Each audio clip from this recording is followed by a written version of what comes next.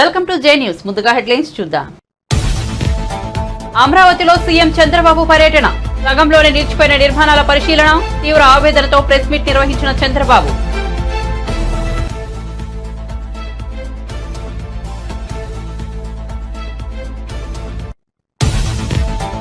రేపటి నుంచి AP assembly సమావేశాలు. జూన్ 21, 22 తేదీల్లో సభ సమావేశాలు. ఈ 2 రోజుల్లో ఎమ్మెల్యేల ప్రమాణ స్వీకారం, స్పీకర్, డిప్యూటీ స్పీకర్ ఎన్నిక.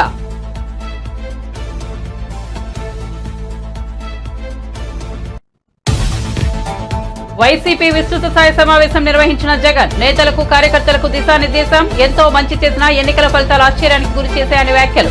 తెగును పాచికల మాదిరి ఎన్నికల ఫలితాలు వచ్చాయని వెల్లడి.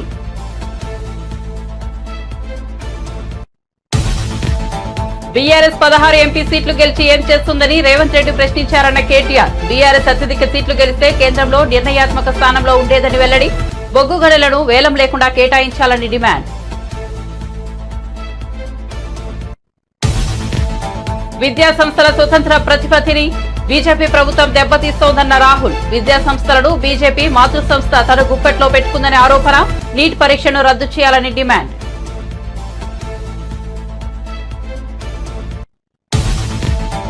సచివాలయంలో 4వ బ్లాక్ లో రామానాయుడు బాధ్యతల స్వీకరణ. పోలవరం ప్రాజెక్టును వైసీపీ ప్రభుత్వం 20 ఏళ్లు వెనక్కు నెట్టిందనే ఆరోపణ. గుర్రపు డెక్క తొలగింపు, పూడికతీత ఫైలుపై తొలి సంతకం పెట్టిన రామానాయుడు. బీఆర్ఎస్ బీజేపీ నేతల మాటలు రాష్ట్ర ప్రయోజనాలకు విఘాతమని బట్టి విక్రమార్క వ్యాఖ్య.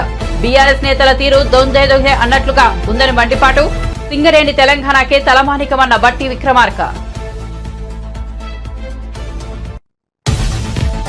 విశ్వంబర సెట్స్ పై ఏపీ సినిమాటోగ్రఫీ శాఖ మంత్రికి స్వాగతం పలికిన చిరంజీవి. జనసేన తరపున నిడదవోలు ఎమ్మెల్యేగా గెలిచిన కందుల దుర్గేష్ ఏపీ సినిమాటోగ్రఫీ మంత్రిగా నియామకం.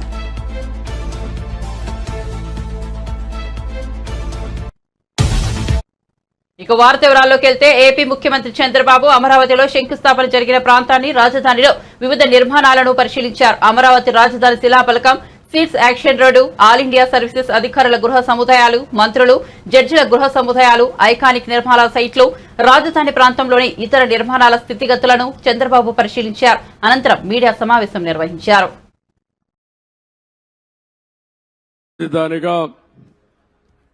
5 కోట్ల ప్రజానీకానికి ఒక దిశ నిర్దేశించే రాజధానిగా, మన పిల్లల భవిష్యత్తును తీర్చిదిద్దే రాజధానిగా, ఎవరైనా ఏదైనా చిన్న పనులు చేసుకోవాలంటే ఏ చెన్నైకో, బెంగళూరుకో, హైదరాబాదుకో పాసి పనులు కూడా పోకుండా గర్వంగా నాకు ఒక రాజధాని ఉంది, ఇక్కడ పని చేసుకోగలుగుతానని చెప్పడానికి నిర్మాణం చేపట్టినటువంటి రాజధాని ఇది. అలాంటి రాజధాని ఈరోజు మనం చూస్తే అతలాకుతలం చేశారు. ఆ డీటెయిల్స్ కూడా నేను వస్తాను. అదే సమయంలో పోలవరం దక్షిణ భారతదేశంలో ఎక్కువ నీళ్లుండే నది గోదావరి నది. పోలవరం పూర్తి చేస్తే నదుల అనుసంధానం జరిగితే రాష్ట్రంలో ప్రతి ఒక్క ఎకరాకు నీళ్లిచ్చే అవకాశం ఉంటుంది. ఈ 2 కూడా మనం ఒక్కసారి ఆలోచించుకున్నప్పుడు రాష్ట్ర విభజన జరిగింది. హేతుబద్ధత లేదని పోరాడాం. అన్యాయం జరిగిందని అందరం కూడా గట్టిగా నిలదీసే పరిస్థితికి వచ్చాం. ఆ సందర్భంలో ఒక ఆర్థిక నగరమైనటువంటి హైదరాబాద్ నగరం తెలంగాణ రాష్ట్రానికి వెళ్తుంది కాబట్టి మళ్లీ ఇక్కడ ఒక నగరం కట్టుకోవాలంటే దీనికి తోడ్పాటు ఇస్తామని, ఇంకొక పక్క పోలవరాన్ని పూర్తి చేస్తే ఈ రాష్ట్రానికి కొంతవరకు వెసులుబాటు వస్తుందనే ఉద్దేశంతోనే ఈ 2 కూడా విభజన చట్టంలోనే ప్రత్యేకంగా మెన్షన్ చేస్తూ ఒక పక్క పోలవరాన్ని జాతీయ ప్రాజెక్టుగా, అమరావతికి ఆర్థిక సహాయం చేయడానికి ముందుకొచ్చారు. అయితే ఈరోజు మనం చూస్తా ఉంటే 2 కూడా ఈరోజు రాష్ట్రంలో ఉండే 5 కోట్ల ప్రజలను ఓటే నేను కోరుతున్నా. ఈరోజు ఏదైతే మాకు ఓట్లు వేశారు ఇది ఒక హిస్టారికల్ విక్టరీ. చరిత్రలో నేను 45 సంవత్సరాలుగా చూశాను కానీ ఆంధ్రప్రదేశ్ రాష్ట్రం ఏర్పడిన తర్వాత భారతదేశ చరిత్రలో కూడా ఇంత పెద్ద విక్టరీ ఎప్పుడూ రాలేదు. ఒక్క మాటలో చెప్పాలంటే వన్ సైడెడ్ గా ఇలాంటి ముఖ్యమంత్రి పనికి రాడు, ఇతను అవసరం లేదని తీర్పిచ్చి బ్రహ్మాండంగా ప్రజల ముందుకొచ్చారు. 95,000 మెజారిటీ ఒక నియోజకవర్గంలో 11 సీట్లు కూడా రాలా వీళ్లకు. అంటే దీన్ని బట్టి అర్థమవుతుంది ప్రజలు ఎంత వ్యతిరేకంగా ఉన్నారో. దుష్ట పరిపాలన అనడానికి దీనికంటే వేరే తార్కాణం అవసరం లేదు. కానీ మమ్మల్ని గెలిపించారు. అంతటితోనే రాష్ట్రంలో ఉండే ప్రజల యొక్క బాధ్యత అయిపోలేదు. ఆ విషయం నేను గుర్తు చేయదలుచుకున్నాను. అనునిత్యం మీరు ఆలోచించాల్సిన అవసరం ఉంది. రాజకీయాలకు పనికిరాని వ్యక్తి, ముఖ్యమంత్రికి అర్హత లేని వ్యక్తి ఆ పదవి వస్తే ఏం చేస్తాడో 5 సంవత్సరాలు మనం చూశాం. ఈరోజు పోలవరం గాని అమరావతి గాని వ్యక్తిగత సంపద కాదు. ఏ ఒక్క వ్యక్తికో, ఏ ఒక్క వర్గానికో, ఏ ఒక్క ప్రాంతానికో పరిమితమైంది కాదు. కానీ ఇది ఒక సంపద కేంద్రం. ఒక సంపద సృష్టిస్తే అది సమాజానికి పనికొస్తుంది. అదే సమయంలో వ్యక్తులు బాగుపడతారు. ప్రభుత్వానికి ఆదాయం పెరుగుతుంది. ప్రభుత్వ ఆదాయం పెరిగితే సంక్షేమ కార్యక్రమాలు చేసేందుకు అవకాశం ఉంటుంది. అదే మరి ప్రజలందరినీ సాధికార వైపు ముందుకు తీసుకుపోయే అవకాశం ఉంటుంది. రెండోది పోలవరం గాని పూర్తి చేసుంటే అది కూడా గవర్నమెంట్ డబ్బులు, అవి సెంట్రల్ గవర్నమెంట్ డబ్బులు. దాన్ని పూర్తి చేస్తే మనం గాని కొంత నదుల అనుసంధానం చేసుకుంటే రాష్ట్రంలో ప్రతి ఒక్క ఎకరాకు నీళ్లు ఇవ్వగలిగితే రాయలసీమ రాళ్లసీమ కాదు, రతనాల సీమగా తయారు చేసే అవకాశం వస్తుంది. 21 నుంచి ఏపీ అసెంబ్లీ సమావేశాలు జరగనున్న సంగతి తెలిసిందే. 2 రోజుల పాటు సాగే అసెంబ్లీ సమావేశాల్లో ప్రొటెం స్పీకర్ నియామకం, ఎమ్మెల్యేల ప్రమాణ స్వీకారం, స్పీకర్, డిప్యూటీ స్పీకర్ ఎన్నిక తదితర కార్యక్రమాలను నిర్వహించనున్నారు. దీనిపై ఏపీ శాసనసభ వ్యవహారాల శాఖ మంత్రి పయ్యావుల కేశవ్ స్పందించారు. అసెంబ్లీలో ఎమ్మెల్యేల ప్రమాణ స్వీకారం ఉంటుందని పేర్కొన్నారు. మొదట సీఎం చంద్రబాబు ప్రమాణం చేస్తారని తెలిపారు. ఆ తర్వాత డిప్యూటీ సీఎం పవన్ కళ్యాణ్ ప్రమాణం చేస్తారని పయ్యావుల పేర్కొన్నారు. అనంతరం మహిళా ఎమ్మెల్యేలు, ఇతర ఎమ్మెల్యేలు ప్రమాణం చేస్తారని వివరించారు. అక్షర క్రమం ప్రకారం అసెంబ్లీలో ఎమ్మెల్యేల సీటింగ్ ఆర్డర్ ఉంటుందని స్పష్టం చేశారు. అయితే వైసీపీ సభ్యులందరూ ఒకే చోట కూర్చుంటారని తెలిపారు. 21-22లో అసెంబ్లీలో సందర్శకులకు ప్రవేశం లేదని పయ్యావులు వెల్లడించారు.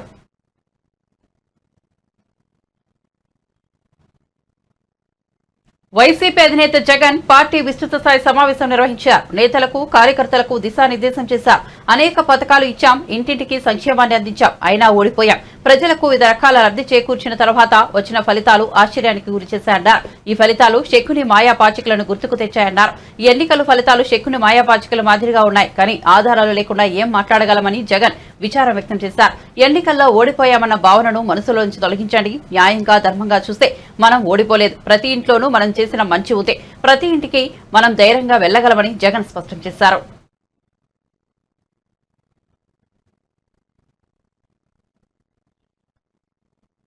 రాష్ట్రంలో ఇటీవల జరిగిన ఎన్నికల్లో గెలుపొందిన బీజేపీ ప్రజాప్రతినిధులకు గురువారం అభినందన సభ ఏర్పాటు చేశారు. విజయవాడలోని వెన్యూ కన్వెన్షన్ లో సాయంత్రం 5 గంటలకు ఏర్పాటు చేసిన ఈ కార్యక్రమంలో బీజేపీకి చెందిన 3 ఎంపీలు, 8 మంది ఎమ్మెల్యేలను ఘనంగా సత్కరించారు.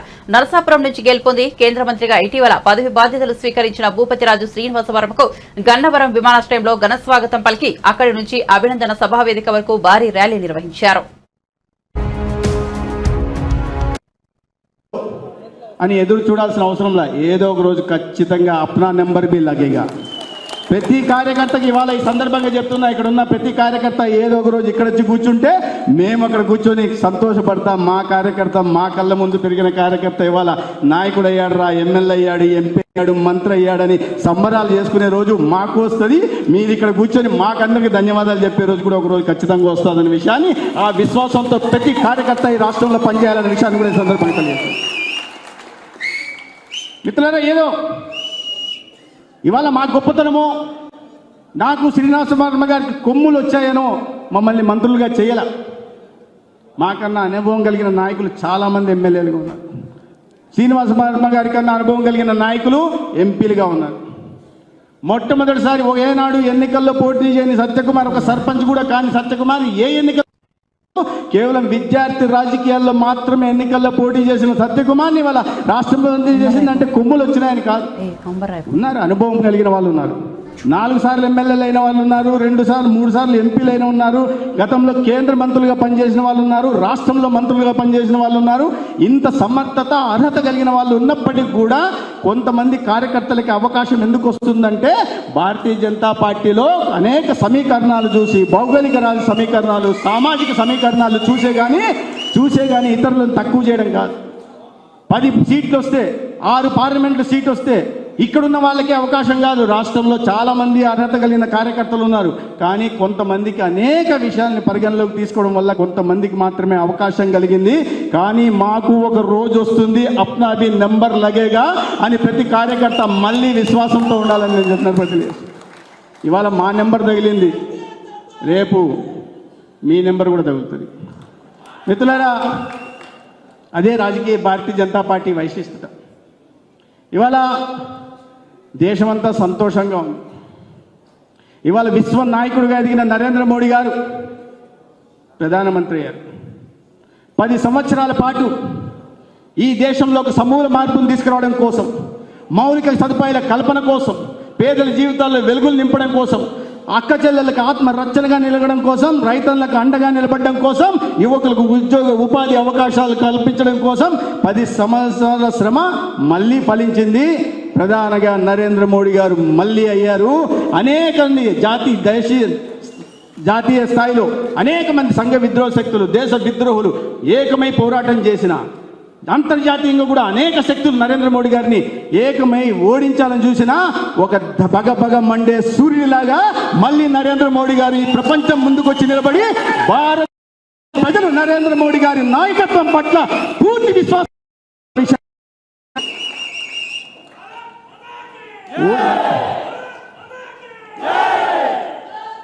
ప్రాభవం తగ్గిపోయింది, నరేంద్ర మోడీ గారి ప్రాభవం తగ్గిపోయింది, బీజేపీ ప్రాభవం తగ్గిపోయిందని కొంతమంది ప్రచారాలు చేస్తున్నారు. ఎన్ని అసత్య ప్రచారాలు చేసినా నరేంద్ర మోడీ గారి ప్రాభవం తగ్గల, బీజేపీకి ప్రజల పట్ల ఆదరణ కూడా తగ్గలేదనే విషయాన్ని గణాంకాలు చూస్తే మనకు అర్థమవుతాయి. 2019 లోక్సభ ఎన్నికల్లో భారతీయ జనతా పార్టీకి 37.3% ఓట్లు వస్తే ఈసారి 2024 ఎన్నికల్లో 36.5% ఎన్నికలు వచ్చి తేడా కేవలం 0.8% మాత్రమే. 10 సంవత్సరాల పాటు ప్రధానమంత్రిగా ఉండి 13 సంవత్సరాల పాటు ముఖ్యమంత్రిగా ఉన్న వ్యక్తి మళ్ళీ ఆశీర్వదిస్తున్నారంటే ఆ నాయకుడికి ఈ దేశం పట్ల ప్రజలు ఎటువంటి ఆదరణ చూపిస్తున్నారో, ఎంతటి ప్రేమను కురిపిస్తున్నారో, ఈ దేశాన్ని మార్చగలిగిన శక్తి, యుక్తి కలిగిన నాయకుడు ఒక్క నరేంద్ర మోడీ గారే ఉన్నారన్న విషయాన్ని ఈ దేశ ప్రజలందరూ చెప్తుంటే మనం ప్రత్యర్థులు మాత్రం చెప్తున్నారు. బీఆర్ఎస్ 16 ఎంపీ సీట్లు గెలిస్తే ఏం చేస్తుందని ముఖ్యమంత్రి రేవంత్ రెడ్డి ప్రశ్నించారని, కానీ ఈ రోజు ఏపీలో 16 స్థానాలు గెలిచిన టీడీపీ విశాఖ ఉక్కు ప్రైవేటీకరణను ఆపగలిగిందని బీఆర్ఎస్ వర్కింగ్ ప్రెసిడెంట్ కేటీఆర్ అన్నారు. గురువారం ఆయన మీడియా సమావేశంలో మాట్లాడుతూ 16 ఎంపీ సీట్లు వస్తే కేంద్రంలో మనం నిర్ణయాత్మకంగా ఉంటామని కేసీఆర్ చెప్పారని గుర్తు చేశారు. ఈ రోజు బీఆర్ఎస్ కు లోక్సభ స్థానాలు వస్తే కేంద్రంలో నిర్ణయాత్మక స్థానంలో ఉండేవారమన్నారు. కానీ ప్రస్తుతం తెలంగాణలో బీజేపీకి 8, కాంగ్రెస్ కు 8 లోక్సభ స్థానాలు ఉన్నాయని గుర్తు చేశారు. బొగ్గు గనులను వేలం పెట్టవద్దని నాడు పీసీసీ అధ్యక్షుడు హోదాలో రేవంత్ రెడ్డి ప్రధాని మోదీకి లేఖ రాశారన్నారు. కానీ ఇప్పుడు బొగ్గు గనుల వేలంలో సింగరేణి పాల్గొనాలని కిషన్ రెడ్డి చెప్తే రేవంత్ రెడ్డి పాల్గొంటారని ఎందుకు చెబుతున్నారని ప్రశ్నించారు. వేలం లేకుండా సింగరేణికి గనులు కేటాయించాలని డిమాండ్ చేశారు. గతంలో ఒడిశాలో 2 గనులను నైవేలి లిగ్నైట్ కంపెనీకి, గుజరాత్లోని గనులను అక్కడి ప్రభుత్వ రంగ సంస్థలకు వేలం లేకుండా కేటాయించారని గుర్తు చేశారు. తమిళనాడులోనూ ప్రభుత్వ రంగ సంస్థలకు వేలం లేకుండా కేటాయించారన్నారు. సింగరేణి విషయం ఎక్కడ కూడా నిజానికి గనులు లేవు, ఐరన్ ఓర్ మైన్స్ లేవు. Nearest is Bailadila. ఇది మాకు కేటాయించండి, మేము బతుకుతాము, మేము పబ్లిక్ సెక్టర్ అండర్టేకింగ్, మా దాంట్లో రిజర్వేషన్లు ఉంటాయి, ఎస్సీ ఎస్టీ పిల్లలకు ఉద్యోగాలు వస్తాయి, పబ్లిక్ సెక్టర్ బలపడితే ప్రభుత్వం బలపడ్డట్టు, దేశం బలపడ్డట్టు, జాతి సంపద పెరిగినట్టు మాకు అలాట్ చేయండి అని నోరు నెత్తి బాదుకున్నా వాళ్ళకి అలాట్ చేయలే. ఆక్షన్లో పాల్గొనండి, తెచ్చుకోండి అని చెప్పిండ్రు. అల్టిమేట్గా ఏమైంది, దాంతో బయలుదిల్లా పోయింది, ప్రైవేట్ రంగంలో ఉండే అదానికో బొదానికో పోయింది. పోయినాక ఏమైంది, ఇవాళ వైజాగ్ స్టీల్ ప్లాంట్ నష్టాల్లో పడ్డది. నష్టాల్లో పడ్డానికి ఇవాళ ఏమంటున్నారు, నష్టాల్లో పడ్డది కాబట్టి ఇప్పుడు అమ్ముతున్నాం అంటున్నారు. అంటే ఇదంతా ఎందుకు చెప్తున్నా మీకంటే, రేపు సింగరేణి విషయంలో కూడా ఇదే రకమైన వ్యూహం అవలంబించడానికే ఉద్దేశపూర్వకంగా జరుగుతున్న కుట్ర ఇది. ఉద్దేశపూర్వకంగా సింగరేణికి కోల్ బ్లాక్స్ కేటాయించకుండా సింగరేణి కూడా వేలంలో పాల్గొనండి అని సన్నాయి నొక్కులు నొక్కే కిషన్ రెడ్డి కానీ, అదేవిధంగా ఇవాళ ఆయనకు వంత పాడుతున్న బీజేపీ కానీ ఒక మాట చెప్పాలి. ఏమైంది మరి రేవంత్ రెడ్డి గారి లేక? రేవంత్ రెడ్డి గారి వ్యతిరేకత ఎందుకు మాయమైంది? 2021 డిసెంబర్ 11 నాడు కోల్ బ్లాక్స్ కేటాయించండి సింగరేణికి అని డిమాండ్ చేసిన రేవంత్ రెడ్డి గారు పిసిసి ప్రెసిడెంట్గా ఇలా ఏం మారింది? ఎందుకు ముఖ్యమంత్రిగా మీరు ఆ వేలం పాటలో మేము పాల్గొంటాము అనే మాట చెప్తా ఉన్నారు? బీఆర్ఎస్ రక్షణ కవచం అని నేను ఊరికే అనడం లేదు.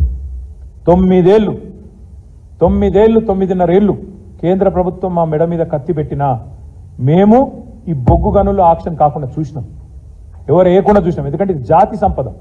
సింగరేణి బలపడితే సింగరేణి కార్మికులు లాభపడతారు, సింగరేణి బలపడితే మన రాష్ట్రానికి లాభం జరుగుతుంది. సింగరేణి పవర్ మనం మర్చిపోకూడదు.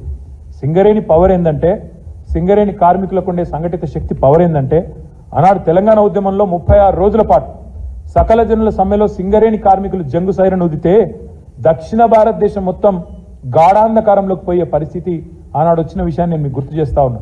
ఆనాడు కిరణ్ కుమార్ రెడ్డి గారు ముఖ్యమంత్రి, ఆయన పిలిచి బతిమలాడిన మమ్మల్ని అందరినీ, మీరు దయచేసి ఒప్పించండి, మీ బొగ్గుగని సంఘాన్ని ఒప్పియండి, దయచేసి వాళ్ళని విరమింపజేయండి, అదేవిధంగా మిగతా సంఘాలతో కూడా మాట్లాడదాం, తెలంగాణ విషయానికి దీనికి ఏం సంబంధం, వాళ్ళని దయచేసి ఒప్పించండి అని చెప్పి వారు ఆనాడు రిక్వెస్ట్ చేసినారు.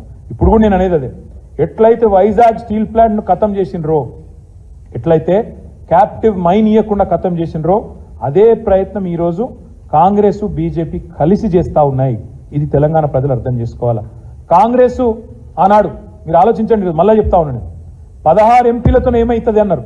ఇలా 16 ఎంపీలతోని వైజాగ్ స్టీల్ ప్లాంట్ ప్రైవేటీకరణ ఆగింది. కానీ అదే 16 ఎంపీలు 8 పంచి బ్రహ్మాండంగా కాంగ్రెస్ కు బీజేపీకి ఇస్తే వాళ్ళు కూడా సింగరేణిని అట్లే నిట్ట నిలువున ఇవాళ నిలువు దోపిడీకి శ్రీకారం చుడతా ఉన్నారు. మనకు క్యాప్టివ్ మైన్స్ ఇవ్వడం లేదు అంటేనే గుజరాత్ లో ఇచ్చి ఏపీఎస్ఆర్టీసీని ప్రభుత్వంలో విలీనం చేయడానికి సిద్ధంగా ఉన్నామని రాష్ట్ర రవాణా శాఖ మంత్రి రాంప్రసాద్ రెడ్డి తెలిపారు. ఈ విషయంపై ప్రభుత్వ పెద్దలు అధికారులతో చర్చించి కార్మికులు సంస్థ మనుగడకు అనుగుణంగా నిర్ణయం తీసుకుంటామన్నారు. మంత్రి రాంప్రసాద్ రెడ్డి గురువారం విజయవాడ బస్టాండ్లో తనిఖీలు నిర్వహించారు. ఆర్టీసీ ప్రయాణికుల సమస్యలు అడిగి తెలుసుకున్నారు. ఈ సందర్భంగా ఆయన మీడియాతో మాట్లాడారు.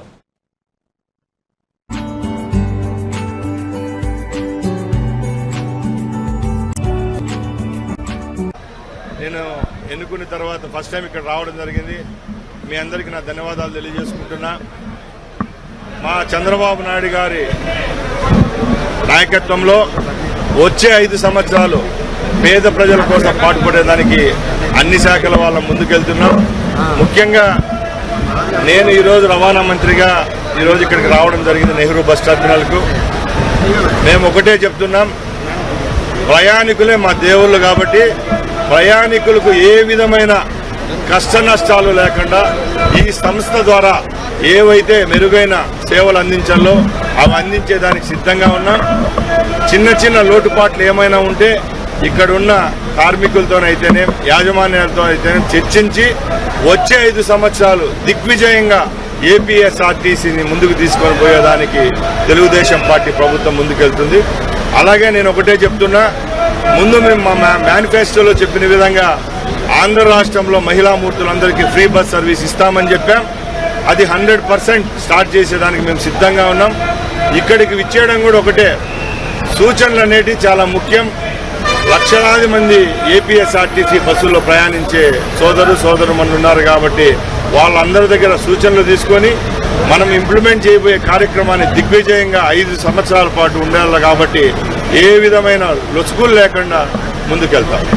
మీ అందరికీ తెలుసండి, 2019లో జగన్మోహన్ రెడ్డి గద్దెనెక్కేదానికి ఇలాంటి హామీలు చాలా ఇచ్చినాడు.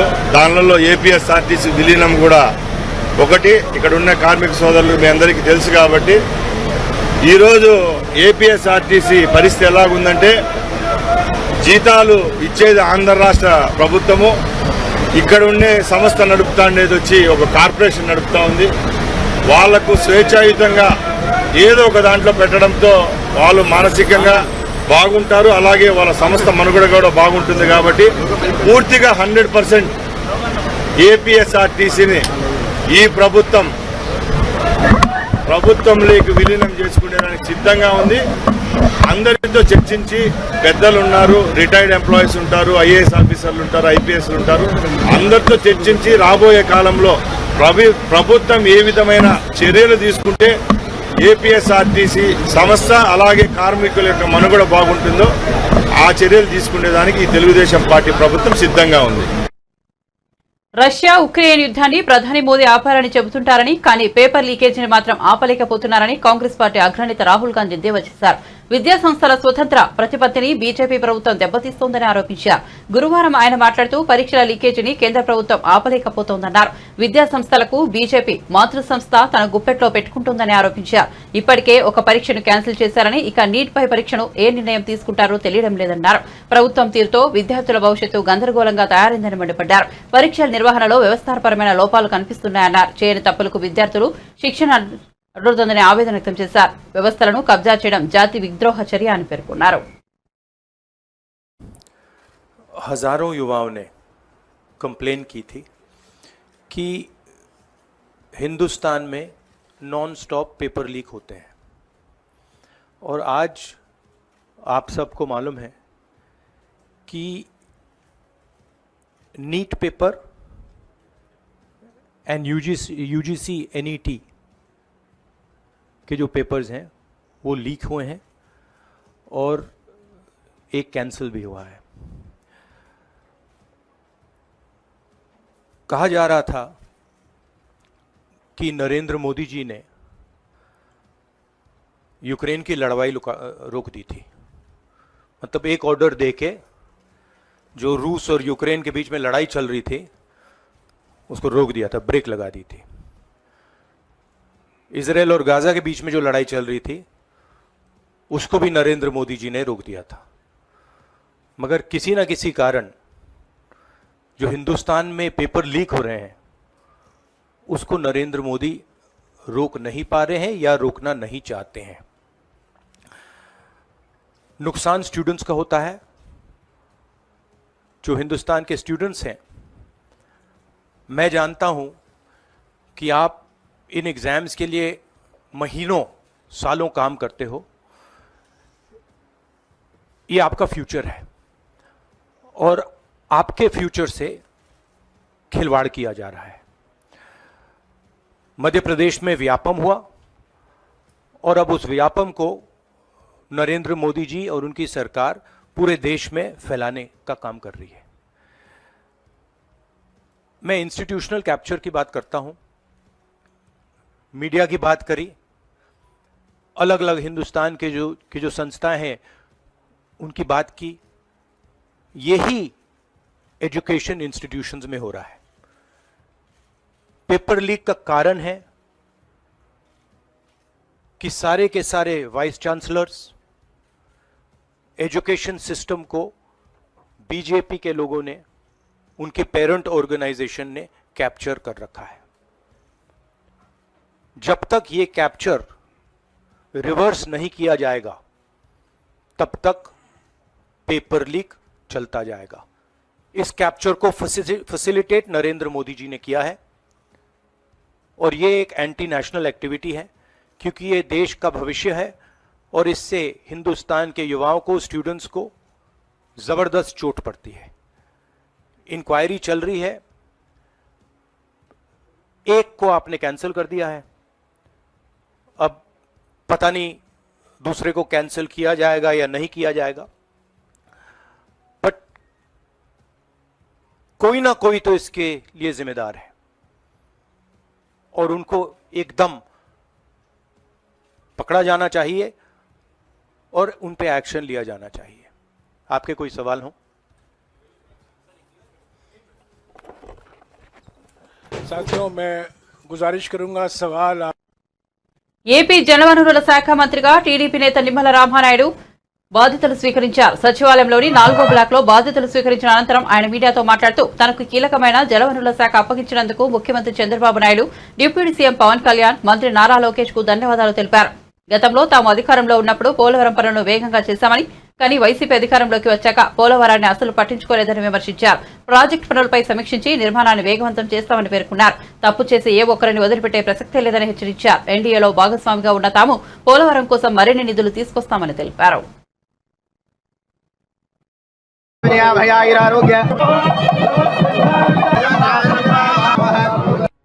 నిమ్మల రామానాయుడు.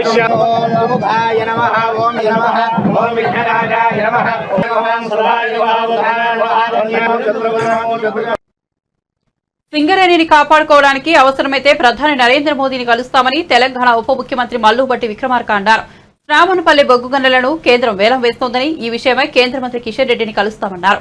గురువారం ఆయన మీడియాతో మాట్లాడుతూ సింగరేణి బొగ్గు గనులపై బీఆర్ఎస్ నేతల తీరు దొంగే దొంగ అని అరిచినట్లుగా ఉందన్నారు. గనుల వేలం సమయంలో బీఆర్ఎస్ బీజేపీ నేతల వ్యాఖ్యలు రాష్ట్ర ప్రయోజనాలకు విఘాతం కలిగిస్తున్నాయని మండిపడ్డారు. సింగరేణి ఎనికంటే ఉద్యోగాల గని అని, ఇది తెలంగాణకే తలమానికమన్నారు. సింగరేణిలో 42,000 మంది రెగ్యులర్, 6,000 మంది అవుట్ సోర్సింగ్ ఉద్యోగాలు ఉన్నారని వెల్లడించారు. సింగరేణికి సంబంధించిన బొగ్గు బాయిల పరిస్థితి, బొగ్గు ఉత్పత్తి పరిస్థితి ఏంటో మనందరికీ దీని ద్వారా అవగాహన కావాలనేటువంటి ఆలోచనతోనే ఈ లెక్కలు మీకు స్పష్టంగా తెలియజెప్తా ఉన్నాం. అట్లాగే మనందరికీ బొగ్గు ఉత్పత్తి సామర్థ్యాన్ని 2031-32 సంవత్సరం వరకు నిలబెట్టుకోవాలన్నా, కనీసం ఈ కార్యక్రమం సజావుగా జరగాలన్నా సింగరేణి యాజమాన్యం కొత్త బొగ్గు గనుల్ని సంపాదించాల్సిందే. ఇది అనివార్యం. కొత్తగా అదనంగా బొగ్గు గనులను సంపాదించుకోకపోతే సింగరేణి అనేది ఒక చరిత్రగా మిగిలిపోయే ప్రమాదం ఉంది. అయితే ఇక్కడ సమస్యల్లో గతంలో గోదావరి పరివాహ ప్రాంతంలో ఉన్నటువంటి కోల్ బ్లాక్స్ అన్నీ కూడా ఇక్కడ ఉన్నటువంటి సింగరేణి కంపెనీ. నిడదవోలు అసెంబ్లీ స్థానం నుంచి జనసేన తరపున ఎమ్మెల్యేగా గెలిచిన కందుల దుర్గేష్ ను ఏపీ సినిమాటోగ్రఫీ శాఖ మంత్రి పదవి వరించిన సంగతి తెలిసిందే.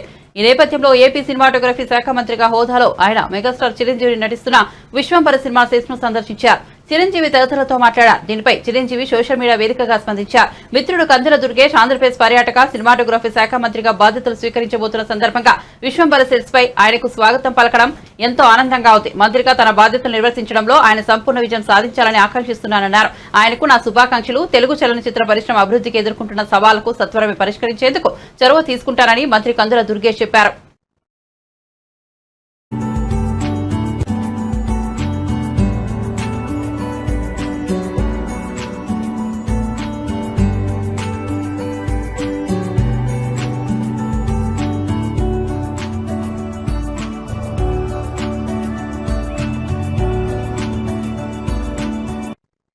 బులెటిన్ ముగించే ముందు హెడ్లైన్స్ మరోసారి చూద్దాం.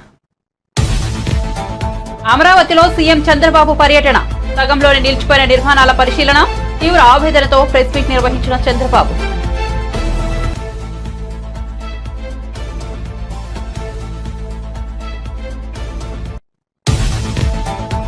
రేపటి నుంచి ఏపీ అసెంబ్లీ సమావేశాలు. జూన్ 21, 22 తేదీల్లో సభ సమావేశాలు. ఈ 2 రోజుల్లో ఎమ్మెల్యేల ప్రమాణ స్వీకారం, స్పీకర్, డిప్యూటీ స్పీకర్ ఎన్నిక.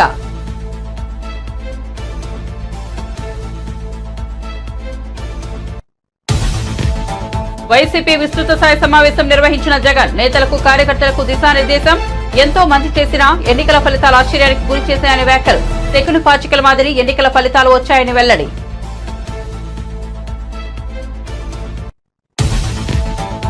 బీఆర్ఎస్ 16 ఎంపీ సీట్లు గెలిచి ఏం చేస్తుందని రేవంత్ రెడ్డి ప్రశ్నించారన్న కేటీఆర్. బీఆర్ఎస్ అత్యధిక సీట్లు గెలిస్తే కేంద్రంలో నిర్ణయాత్మక స్థానంలో ఉండేదని వెల్లడి. బొగ్గు గనులను వేలం లేకుండా కేటాయించాలని డిమాండ్.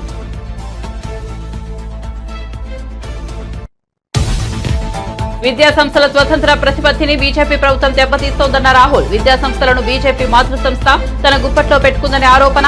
నీట్ పరీక్షను రద్దు చేయాలని డిమాండ్.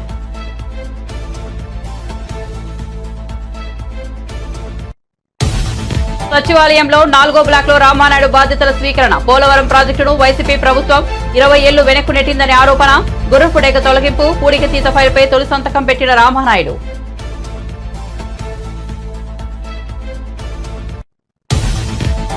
బీఆర్ఎస్, బీజేపీ నేతల మాటలు రాష్ట్ర ప్రయోజనాలకు విఘాతమని బట్టి విక్రమార్క వ్యాఖ్య. బీఆర్ఎస్ నేతల తీరు దొంగే దొంగ అన్నట్లుగా ఉందని మండిపాటు. సింగరేణి తెలంగాణకే తలమానికమన్న బట్టి విక్రమార్క.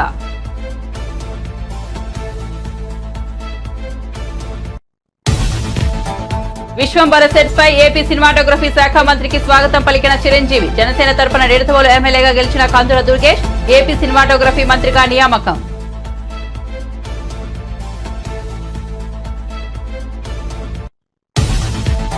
మరిన్ని అప్డేట్స్ కోసం చూస్తూనే ఉండండి జే న్యూస్.